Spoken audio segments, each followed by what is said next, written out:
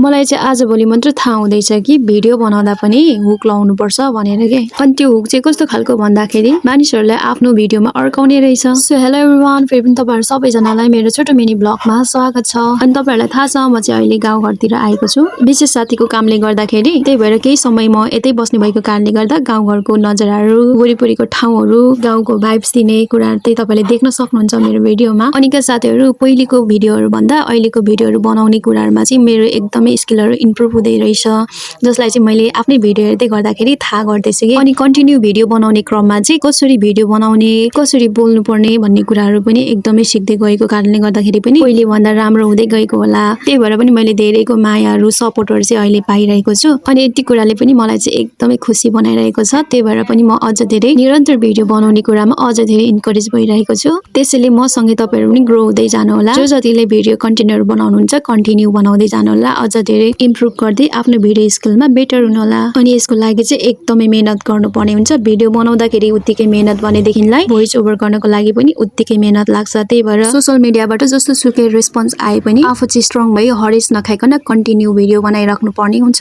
किनभने हामी कतिचोटि चाहिँ हरेस खान्छौँ, निराश खान्छौँ, थाक्छौँ कि भिडियो बनाउँदा जुन तरिकाले भिडियो बनाउनको लागि मेहनत गर्छौँ अनि भोइस ओभर गर्नको लागि मेहनत गर्छौँ त्यो अनुसारले कहिलेकाहीँ हाम्रो रेस्पोन्स आउन सक्दैन। अनि लाग्छ यति धेरै मेहनत गर्दाखेरि पनि यसले त कुनै तरिकाको राम्रो रेस्पोन्स नै ल्याएन भनेर चाहिँ कतिचोटि हामी हार खाएर बिचमै गिभ अप गरेर ब्याक साइड हुन्छौँ। त्यही भएर चाहिँ म चाहिँ के भन्छु भने जस्तो सुकै भए पनि कन्टिन्यू बनाउँदै जानु होला। त्यही कुराले चाहिँ तपाईँलाई सिकाउँदै जान्छ अनि तपाईँको स्किल पनि इम्प्रुभ हुँदै जान्छ र तपाईँको भिडियो पर्फर्मेन्स चाहिँ पहिलेको भन्दा एकदमै बेटर भएर जान्छ। त्यसैले तपाईँलाई पनि यही कुराको इन्करेज गर्दै मेरो आजको भिडियोलाई पनि यति नै सम्म राख्छु। अनि नयाँ विचार र नयाँ भिडियोको साथमा नयाँसम्म keep watching, keep supporting and thank you so much for watching. Bye by.